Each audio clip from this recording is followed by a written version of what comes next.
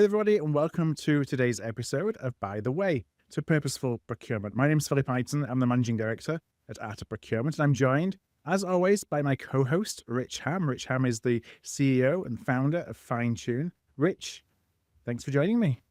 Happy to be here as always, Phil. Yeah, well, today's going to be a good conversation. We are joined by Jason Brown. Jason has a career in financial strategy and analysis. He's currently Associate Professor of Indiana University with a specific area of expertise in managerial incentives, which is perfect for the series that we've been building together. Jason, welcome to the podcast.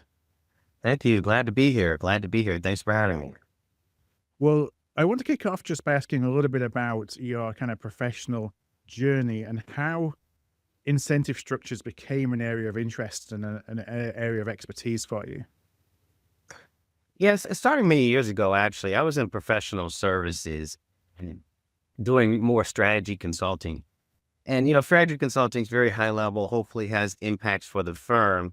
But what we were realizing, or what I came to realize, that the strategy implementations that we had that were most successful actually had changes in the incentive system. And incentive systems are really, really important. And that's kind of when the rubber hits the road, because people are going to do what they're paid to do and what they're motivated to do. So that really got me first thinking a lot more about, incentives and the power of incentives. And then when I transitioned over into academia, for me, it was a very natural fit to think in that way. I studied economics in my PhD, when I got a PhD in accounting. And I also study a lot of psychology. So a lot of what I do in my research kind of combines both economics and psychology theories to get a better understanding of how to predict and explain behavior in organizations. So how do you even go about researching incentive structures? I'd love to understand a little bit about kind of what that process looks like. Well, look, there's a number of different ways you can do it. Like I actually conduct experiments where I might change the incentives, and those experiments can be done in, in a laboratory setting or with participants, or in the field in a natural setting where you're working with the firm and they're thinking about changing their incentive systems, and you're looking at the performance or behavior before that change and after that change to see if that incentive change was effective. And again, what I try to do in my research is not only think about incentives from a narrow standpoint, thinking about financial incentives, but even broader, thinking about non-monetary incentives and how people care about, things like status and recognition and things that aren't traditionally thought of, at least in a very conventional way of thinking about incentives. So there's a lot of kind of behavioral psychology that comes into incentives as well, as opposed to it just being about numbers and and outcomes related to report cards and things like that. Very, very much so. But to be clear, definitely, I think money matters, and cash is king, and so that's definitely one of the main driving forces, I think, in behavior, not only in organizations, but any type of behavior that we kind of see. I'm interested in this concept of incentive-based research experiments. Have you ever been surprised? Are you sometimes surprised by the outcome of an experiment, or do they tend to reinforce what you thought going in? Or can you think of occasions where you were like, oh, that's interesting. People responded differently than I had assumed they would in this case. Yeah, I think so. I mean, and a lot of things are very nuanced. I mean, when we think about, incentives, whether they're monetary or non-monetary, and people do respond to monetary incentives, but also there are other things that people consider as well, whether it's fairness, and some people have, altruistic behaviors and want to help others. And so when we think about behavior, what makes it somewhat challenging is because human behavior is very complex and sometimes context dependent. And so a lot of our research really looks at some of those nuanced instances and tries to understand when those behaviors might obtain in organizational settings. Interesting. So, obviously, I think to state the obvious, in the business world, organizations implement incentive structures to promote desired outcomes. But of course, it doesn't always work the way it was intended. Sometimes there are unintended consequences. Sometimes, the best laid plans go awry. Can you think of some examples in your research or even in your business background, or in your just studies of the topic, where the best laid plans of a well-intended incentive structure produced outcomes that were kind of dysfunctional, where the plan didn't work, the incentives ended up misaligned despite everybody's best efforts? Yeah, I mean, unfortunately, that happens quite a bit. The best plan needs to be implemented properly. And this typically comes up when you have, some very strong incentives, and you might be near the close of an evaluation period. So let's say the first quarter is ending, and you're a salesperson, and the firm is not going to hit their revenue or their sales goal. They might um, implement some stronger incentives to give a potential bonus for employees to get sales in this quarter. And that's a good thing if the employees actually go and work harder and try to capture more sales that'll be um, counted in this quarter. But what can actually happen is, salespeople want to make sure that they get that incentive or that extra bonus, and they might pull sales from a future period into the current period in order to hit those numbers. And that can be, somewhat problematic because one, you're obviously, shifting sales from another period, but two, you might have to give discounts or even pay, like I said, more incentives for that sale. And that can be detrimental to the company. And so sometimes taking this, when you think about incentives, and incentives are supposed to, make people kind of work harder and achieve the objectives of the firm, what actually happens is they become dysfunctional, and the outcomes of the firm can be worse off because of those enhanced incentives. And I think as sales at the end of the period or the end of the quarter, that happens very, very frequently. And there can be some potential detrimental actions that people take in order to maximize their own wealth or profit. This is if, and I'm going to have to forgive me if I'm twitching a little bit, Phil, because Jason's reminding me of certain scarring experiences I've had in my professional life.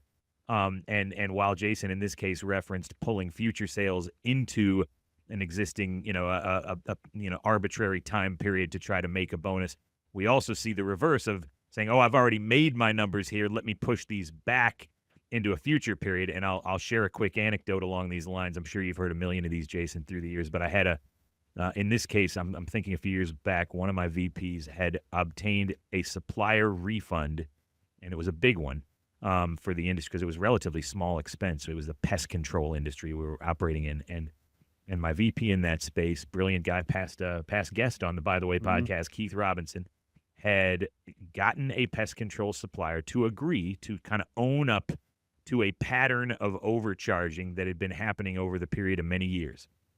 And the supplier agreed to cut our client a refund check in the amount of $750,000. And we were like, wow, this is amazing. They never thought they were going to see this kind of money from this supplier coming back in the form of a check. It's a windfall, newfound money. They're going to be so thrilled with us. We go to the client and we say, "Hey, I've got this awesome news for you. How would you like the money delivered to you?" And the response that our client gave us was, well, could I have it $250 now, $250 in a year, and $250 in 2 years? That'll actually help me, make my numbers each of the next 3 years instead of, all right now where I'll just blow past my numbers. But I'd like to spread it out a little bit. Didn't even ask for interest on the free loan she was giving to her pest control supplier who had been overcharging her for years. What you're causing me to think about, though, in the answer you gave was there's something about, and maybe you can confirm or refute this, arbitrary timelines, arbitrary injection of, whether it's dates or business quarters, fiscal years, whatever, that has the potential to do harm to the intended outcomes of incentive structures. Am I on the right track here? Is there something there? You're exactly right. I mean, so when you think about, any type of evaluation period, if I have an evaluation coming up, generally speaking, I want to make that look very favorable to me. And you even brought up a situation where it might look too favorable to me. And said, I don't want that to be the new baseline, but I would rather, like I said, even though, from a firm perspective, we should want to have those cash refunds as soon as possible. because that might reduce my, my spending for that year, and I might have subsequent increases. I might want to have that smoothed out over the remaining 3 periods. So anytime you have these kind of, like I said, evaluation periods, sometimes it makes managers think myopic and not think about long-term value. And whenever that happens, you could have, a potential for a destruction of value in a firm. I have to give a mea culpa and say that I was the buyer of situations like that very early in my career in the manufacturing space, where your incentive is you have to save 3.5%. You have got to get 3.5% cost savings every year on your book of business. And so, yeah, once you get to kind of 4 and 5% for the year, you're starting to look at how can I make sure that I start to push some of that into the next year to make my next year easier. And that went on certainly. I mean, this is 20 years ago when I was a buyer in automotive. That went on all the time because that's what our incentives required us to do. 100%. And by the way, I can think of another. And if you're playing the by the way drinking game at home, that was your first beverage of the day. I'm sure there will be more. It reminds me of another instance where I had a large client where at the highest levels of this organization, and it probably came from a combination of finance and board of directors, they viewed their procurement department headcount through the lens of spend under management. In other words, if spend under management goes down, headcount should go down too. And at first glance, I suppose that would make sense to you, except it created this environment where within the department, 50,000 or even 100,000 or a couple 100,000 in savings sounds great. But 5 million in savings? I don't know. That's a bit much. Now they're coming for heads. Let's save only as much as we have to walk that line. I don't know what the best way we can describe all these phenomenons are, but maybe it's something along the lines of once the incentive structure is in place, kind of coming in right on the line and then preserving any other benefits to help make numbers in other ways. I don't know. Gaming it. Yeah, gaming the system. Gaming the system. Exactly. That's right. And most people don't even find this as problematic. This is kind of smart if you're kind of a manager in these firms and under some of these incentive systems. And so even if you come in not thinking like that, I think you'll quickly learn that this is the way things are done, and people that are effective at doing this actually get rewarded. Yeah. Now, we've talked about this from a procurement lens, but do you see this across other areas of organizations? You talked about sales earlier. You think about how HR is incented, how finance is incented. Does this kind of, exist across all the different organizational silos in a business?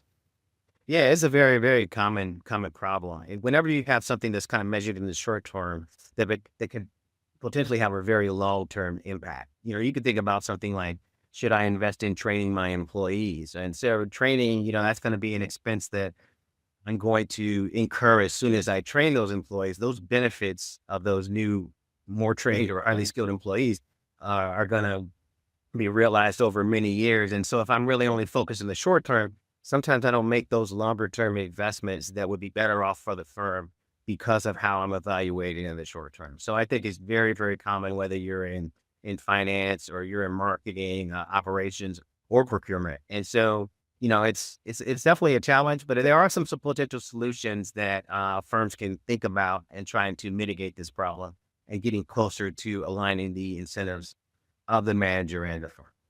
We definitely want to talk about that, and we'll kind of turn the corner at some point in our conversation today to more forward-looking, do's and don'ts, pitfalls, best practices, et cetera, because we're in the process of envisioning a new and better plan for corporate procurement.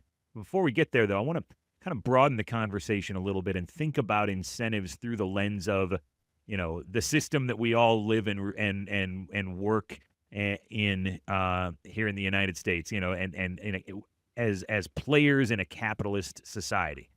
Talk to me a little bit, Jason, about your views of the role that incentives play in capitalism. What are the assumptions we're making about buyers and sellers and how they interact with each other, and what role does incentives play in the whole system? Yeah, so and when you think about capitalism, fundamentally that is what we try to do and set people to work on their own behalf, and they're able to kind of have those gains and create that wealth for themselves in our system. And from a firm perspective, when you think about a firm, I mean, a firm is just, an aggregate of people kind of working together. If you aren't efficient, if you're not an efficient firm, meaning you have misaligned incentives, you're not doing nearly as well as you can, that's going to affect the firm in the long term. And so the firm won't be making as much profits as it could be, and that can lead to overall decay. And so you can think about, I don't have enough, money for marketing. I can't invest in new innovation. I can't train my employees properly.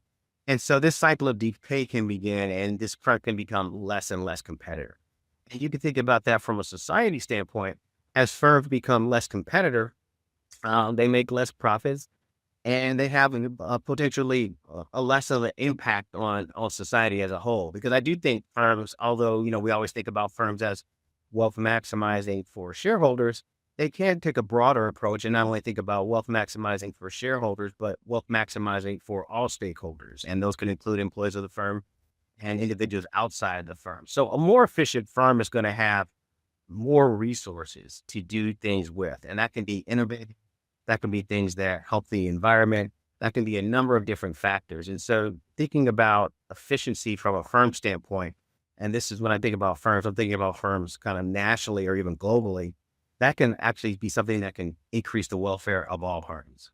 Well, along those lines, one of we've been talking a little bit about this concept of the corporate buyers, the whole universe of corporate, whatever they call it, procurement, purchasing, the sourcing professionals, the people who play a role in, I think, and I've been thinking about it lately. If you kind of broaden the role to what it means societally, is like a public defender of sorts against rampant cost escalation.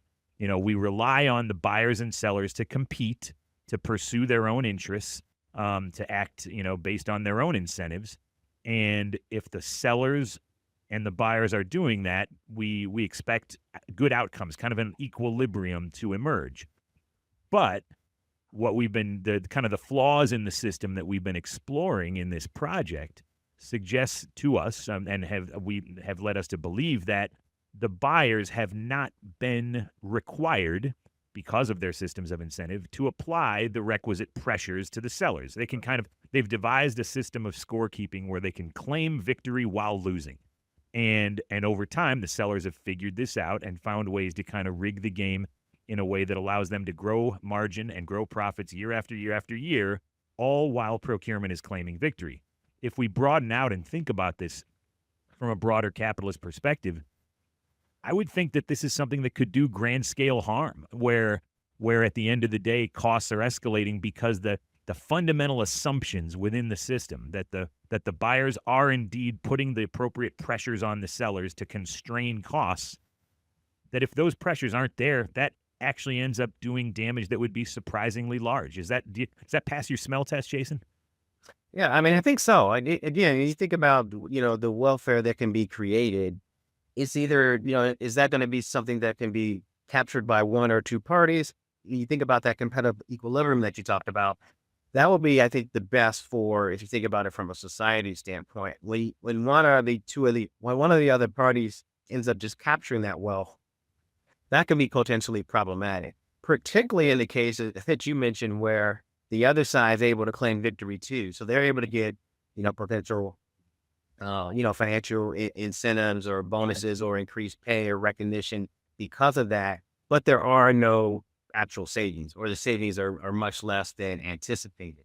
And that's just an inefficient system. And if that's something that kind of replicates itself through a number of different firms, then we're in a situation where we're not as efficient or effective in this kind of capitalist society as we could be. And nothing's going to be perfect. But again, as those problems begin to grow, that's where I think we need to take a step back and think more deeply about how we're measuring performance, how often we're measuring performance, and what incentives are really in place to help people make decisions that actually don't just benefit them, but actually benefit the firm. Phil, I got to plead guilty for putting Jason on the spot, and I got to say he played the role of macroeconomist exceedingly well there, because I was absolutely asking a macroeconomic question. But start questioning about supply and demand principles. Right, yeah. For an accounting guru and an incentives guru, that was an awesome answer. And I think we can all agree. Imbalance of power, bad. Yeah. Yeah. You've got one. Yeah, I want to transition to kind of talking about, okay, what do we do all about this? And so as you start thinking about, we've talked about kind of this dysfunction that's driven by incentive structures. What are some of the guiding principles and best practices that we can start thinking about to actually start building more of a healthy system of incentives? Well, I mean, there's a couple of things for sure. And one, you think about procurement. I know this is, a procurement podcast. Um, I think procurement in general, it would be nice to be seen as not necessarily compliance, but much more as a strategic partner. And this is going to be more of a long-winded answer, but if you're a strategic partner, you have some, key performance measures that hopefully map into other key performance measures around the firm. That can be cost savings, but it can be other things as well. And you can think about not only just ways of managing costs, but I think more broadly ways to create value. And so that would be the first thing that I would say is that procurement needs to be not necessarily just a compliance player, but much more of a strategic partner involved in helping to support the business. Can I just ask a question? Because I had one of the things I jotted down from one of your other answers that came to mind is one of the struggles that we have is that you're creating incentive structures in silos.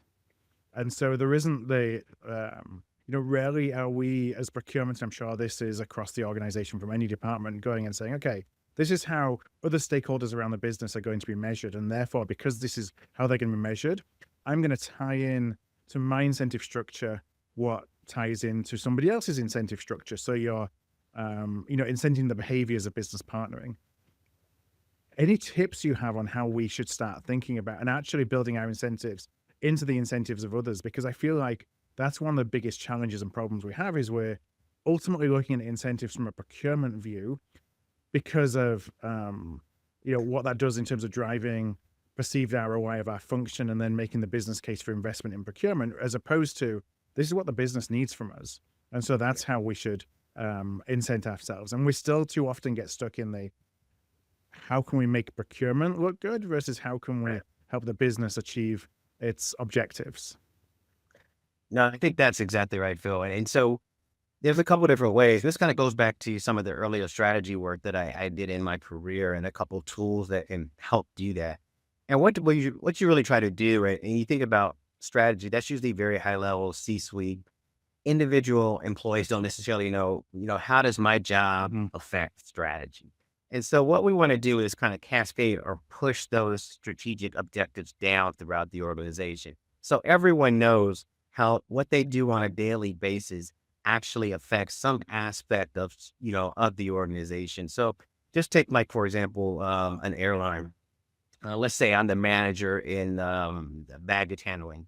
And I want to make sure that my department is functioning very effectively and efficiently. So I might have, a very rigorous hiring process. I might try to pay my employees well, train them, maybe even give them stock options.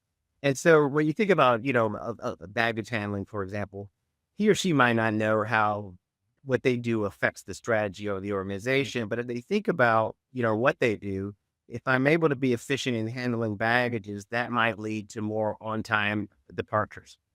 Or more on-time departures are helpful. That might increase customer service. Increasing customer service is helpful because that might increase, retention of our customers or even attracting more customers. And so you can see how that can affect the revenue component as well. And there could be effects of that as well. But now when I think about, a tool that allows me to do this, whether it's a strategy map or a balanced scorecard, it's actually showing how each individual and their actions affect the organization and the organization's success.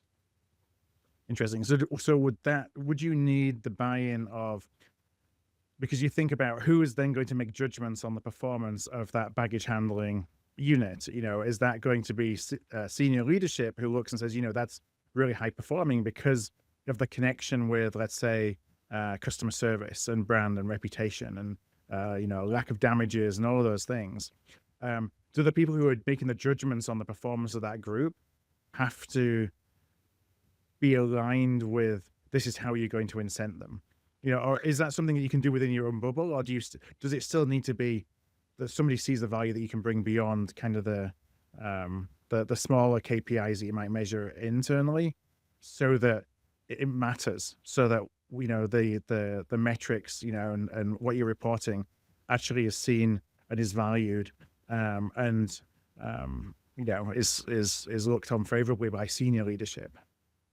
Yeah, and there's a balance, right? As you mentioned, you have these very unique small KPIs that are going to be specific to your organization.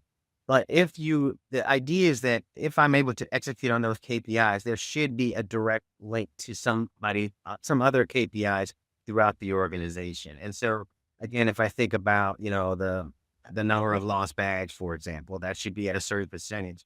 If I'm able to kind of keep that low enough, that should potentially have some effect on, on-time departures, or like I said, customer service and surveys and things of that nature. And so I think it's a combination of both. I need to have some, granular KPIs that people can understand, the individuals who are doing that work.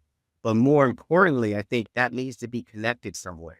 It needs to be connected throughout the organization to make sure that the things that I'm doing in my small department actually matter and impact and create value throughout the organization. So go ahead, Rich. This back and forth has reminded me of an episode that we just released last week with the brilliant Thomas Ideson, the chief procurement officer at Bayer, who said to us, in savings, as it's defined within procurement, we have invented this concept that exists totally outside of the P&L, that does not tie out to the general ledger. And when I hear Jason use the phrase strategic partner, I think that's totally at odds with coming up with metrics that don't, the key words are tie out, in alignment with, connected to the rest of the organization.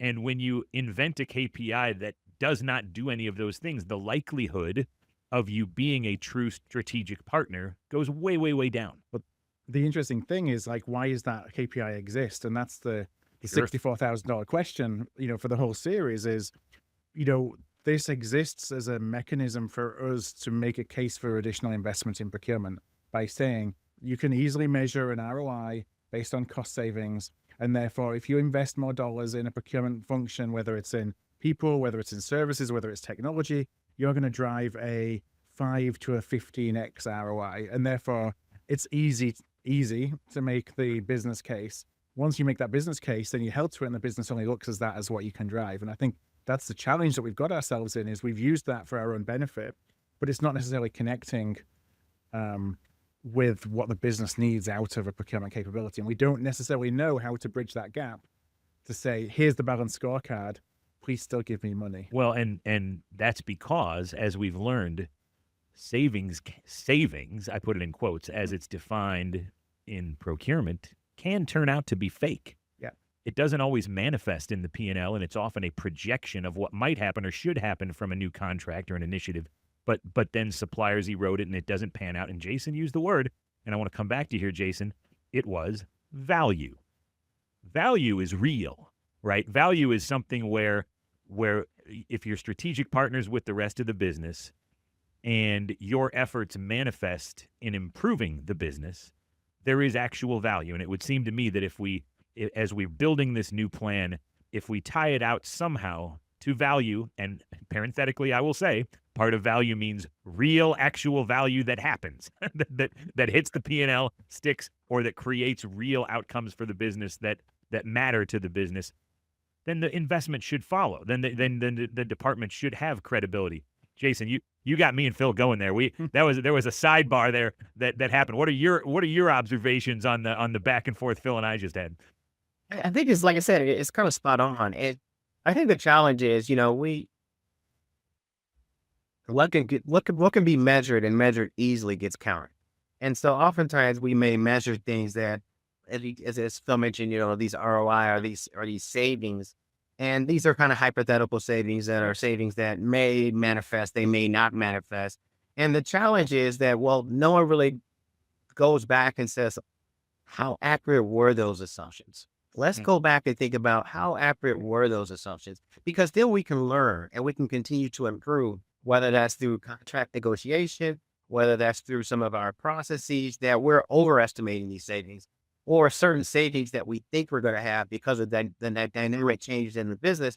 We really shouldn't forecast out that long because we just don't have a good understanding of what the needs of the business might be and how those might change over time.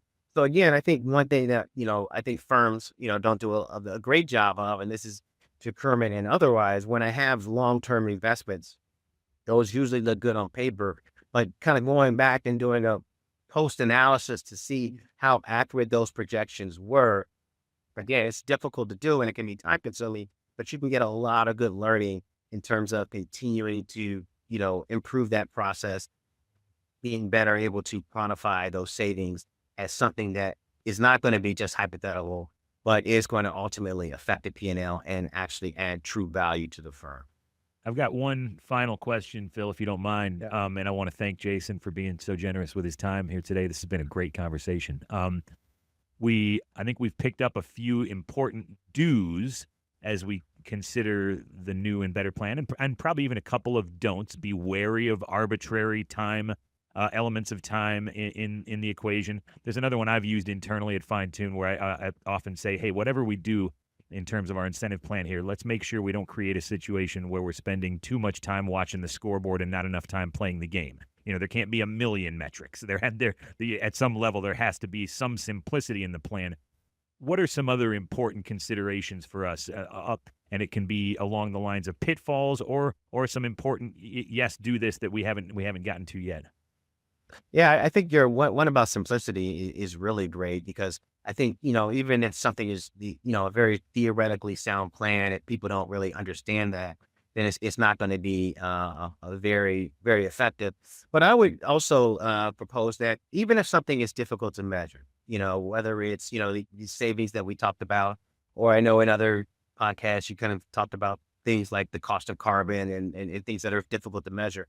Even though that's difficult to measure and we may not be perfect, we don't want to let that stop us from trying and trying to at least acknowledge or come up with a range or some way of thinking about this and incorporating in our decisions. And so I would, basically say, don't let perfection be the enemy of good or the enemy of improvement.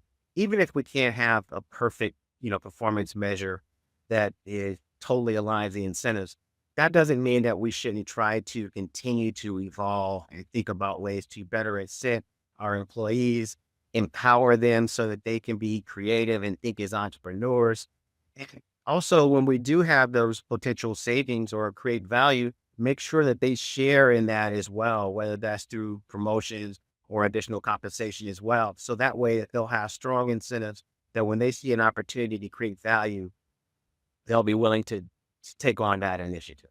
Such great advice. I think we've been in the business of calculating and measuring and spend reduction for decades at Fine Tune. Every system of measurement I've ever come across has a fly in the ointment somewhere. You just have to try to make sure that it's a gnat and not a prehistoric horsefly, and when you do come up with the flies in the ointment, you go, okay, you recognize it, you deal with it, you talk about it, you make sure everybody's aware of it, and you navigate around it as best you can. Perfection is hard to attain, but not letting perfection be the enemy of improvement is fantastic advice. And Jason, thank you again for your time. Phil, bring us home. I just wanted to say, I think really good advice around don't be afraid to try something, because it will get better over time. And, once you subject something to external review, whether that's by your stakeholders, by the leadership of the business, you can then start refining it. And that's how you start these discussions around balanced scorecards. I know it is time to wrap up, but I did just want to ask one last question before we let Jason go.